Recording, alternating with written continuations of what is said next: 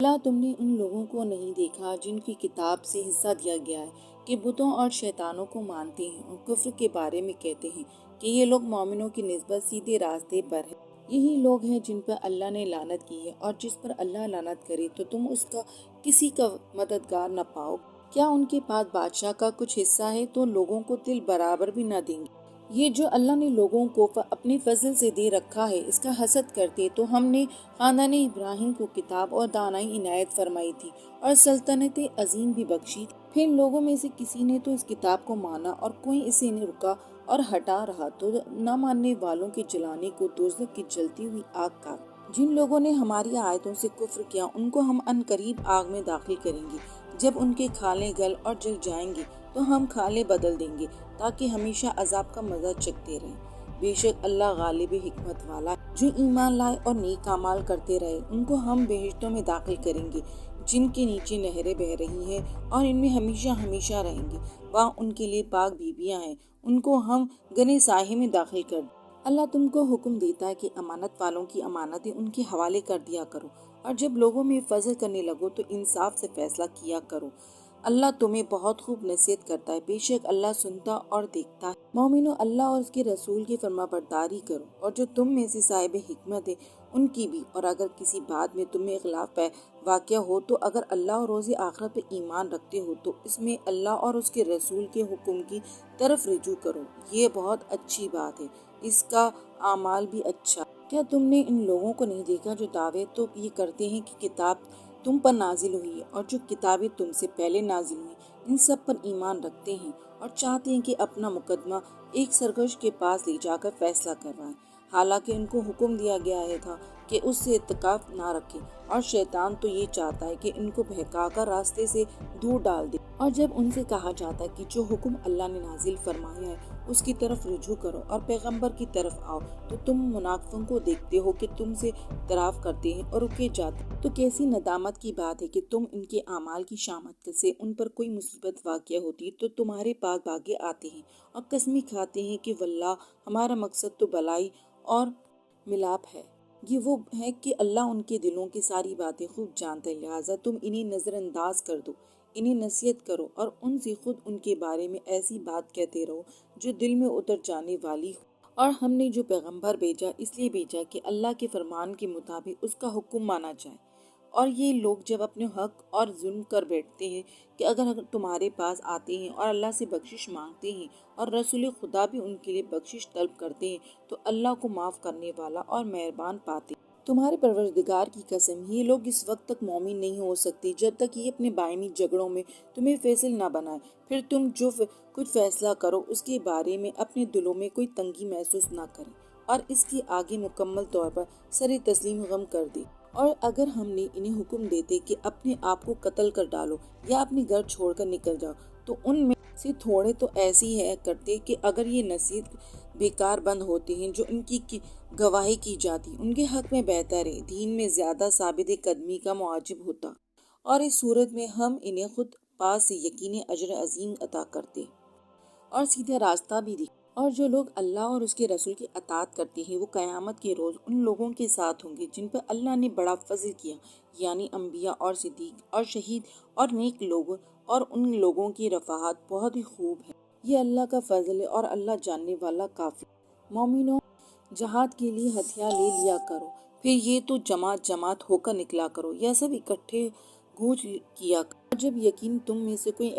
کوئی ایسا بھی ہوگا جو جہاد جانے سے سستی دکھائے گا، پھر اگر جہاد کے دوران تم پر کوئی مصیبت آ جائے تو وہ کہے گا کہ اللہ نے مجھ پہ بڑا انعام کیا گیا کہ ان لوگوں کے ساتھ موجود نہیں تھا، اور اگر اللہ تم پر فضل کرے تو اسی طرح سے کہ گویا تم میں سے اس میں دوستی تھی یا نہیں، افسوس کرتا ہے، کہتا ہے کہ کاش میں بھی ان کے ساتھ ہوتا تو مقصد عظیم حاصل ہو۔ جو لوگ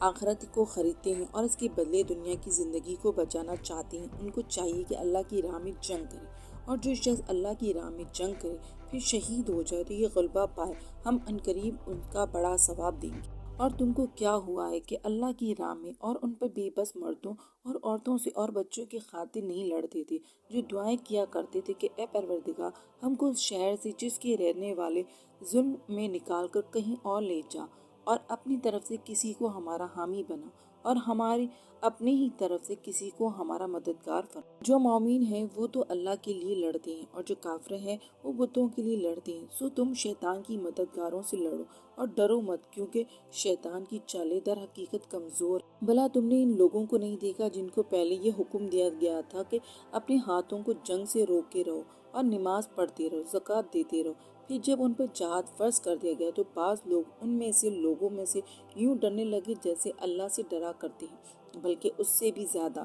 اور بڑبڑانے لگے کہ اے اللہ، تو نے ہم پر جہاد جلد کیوں فرض کر دیا، تھوڑی اور ہمیں کیوں مہلت نہ دی؟ اے پیغمبر، ان سے کہہ دو کہ دنیا کا فائدہ بہت تھوڑا ہے اور بہت ہی اچھی چیز تو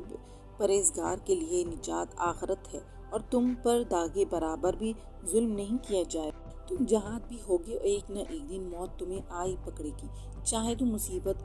مضبوط قلعوں میں کیوں نہ رہ رہے ہو۔ اور اگر ان منافق کو کوئی بلائی پہنچتی ہے تو کہتے ہیں کہ یہ اللہ کی طرف ہے، اور اگر ان کا کوئی برا واقعہ پیش آ جاتا ہے تو اے پیغمبر، وہ تم سے کہتے ہیں کہ یہ برا واقعہ آپ کی وجہ سے ہوا ہے۔ کہہ دو کہ ہر واقعہ اللہ کی طرف سے ہوتا ہے۔ ان لوگوں کو کیا ہو گیا ہے کہ یہ کوئی بات سمجھنے کوئی نزدیک تک نہیں آتی؟ تمہیں جو کوئی اچھا پہنچاتی ہے تو وہ مزے اللہ کی طرف سے ہوتی ہے، اور جو کوئی برائی پہنچاتی ہے تو وہ تمہارے پانے سبب سے ہوتی ہے۔ اے پیغمبر، ہم نے تمہیں لوگوں کے پاس رسول بنا کر بھیجا، اور اللہ اور اس کی بات کی گواہی دینے کے لیے کافی ہے۔ جو رسول کی اطاعت کرے اس نے اللہ کی اطاعت کی، اور جو اطاعت سے منہ پھیر لے تو اے پیغمبر، ہم نے تمہیں ان نگراں بنا کر نہیں بھیجا کہ تمہیں ان کے اعمال کا ذمہ دار ٹھہرائے۔ اور یہ لوگ منہ سے تو کہتے ہیں کہ آپ کی فرما برداری دل سے منظور ہے، لیکن جب تمہارے پاس سے چلے جاتے ہیں تو ان میں سے بعض لوگ رات کو تمہاری باتوں کے خلاف مشورے کرتے ہیں، اور مشورے یہ کرتے ہیں کہ اللہ ان کو لکھ لیتا ہے، تو ان کا کچھ خیال نہ کرو اور اللہ پر بھروسہ رکھو، اللہ ہی کافی کارساز ہے۔ بھلا یہ قرآن میں غور کیوں نہیں کرتے؟ اگر یہ اللہ کے سوا کسی اور کا کلام ہوتا تو اس پہ بہت سا اختلاف پاتے، اور جب ان کے پاس امن یا خوف کی کوئی خبر پہنچتی تو اسے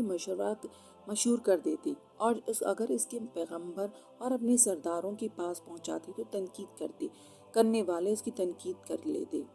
اور اگر تم اللہ پر فضل اور اس کی مہربانی نہ ہوتی تو چند اشخاص کے سوا سب شیطان کی پیروی ہو جاتی۔ تو اے محمد صلی اللہ علیہ وسلم، تم پر اللہ کی راہ میں لڑو، تم اپنے سوا کسی کے ذمہ دار نہیں ہو، اور مومنوں کو بھی راغب دو قریب سے کہ اللہ کافروں کی لڑائی کو بند کر دے، اور اللہ لڑائی سے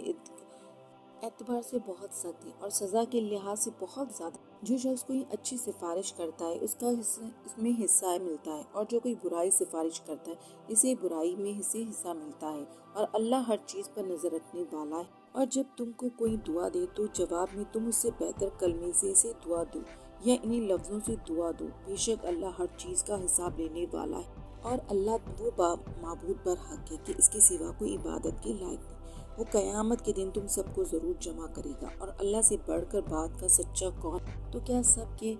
سبب کہ تم منافقوں کے بارے میں دو گروہ ہو رہے ہو، حالانکہ اللہ نے ان کو ان کے کرتوتوں کے سبب اون کر دیا۔ کیا تم چاہتے ہو کہ جو شخص کو اللہ نے گمراہ کر دیا ہے اس کو راستے پر لے آؤ، اور جو شخص کو اللہ گمراہ کر دیتا ہے تم اس کے لیے کبھی بھی راستے نہیں پاؤ گے؟ یہ جو لوگ چاہتے ہیں کہ جس طرح انہوں نے کفر کو اپنا لیا اسی طرح تم بھی کفر بن کر سب برابر ہو جاؤ، لہٰذا اے مسلمانوں، تم ان میں سے کسی کو اس وقت تک دوست نہ بناؤ جب تک وہ اللہ کے راستے میں ہجرت نہ کر لیں۔ چنانچہ اگر وہ ہجرت سے اعتراف کر لیں تو ان کو پکڑو اور چاہت بھی انہیں پاؤ، انہیں قتل کر دو، جہاں ان میں سے کسی کو اپنا دوست بناؤ اور نہ مددگار، مگر جو لوگ ایسے لوگوں سے جا ملے ہو اور تم میں صلح کا عہد ہو، یا اس حال میں کہ ان کی دل تمہارے ساتھ یا اپنی قوم کے ساتھ لڑنے سے روکا گیا ہو، تمہارے پاس آ جائے تو اعتراض ضرور نہیں، اور اگر اللہ چاہتا ہے کہ ان کو تم پر غالب کر دیتا تو تم سے ضرور لڑتے۔ پھر اگر وہ تم سے جنگ کرنے سے کنارہ کشی کرے اور وہ لڑے نہیں اور تمہاری طرف صلح کا پیغام بھیجے تو اللہ نے تمہارے لیے ان پر زبردستی کرنے کی کوئی سبیل مقرر نہیں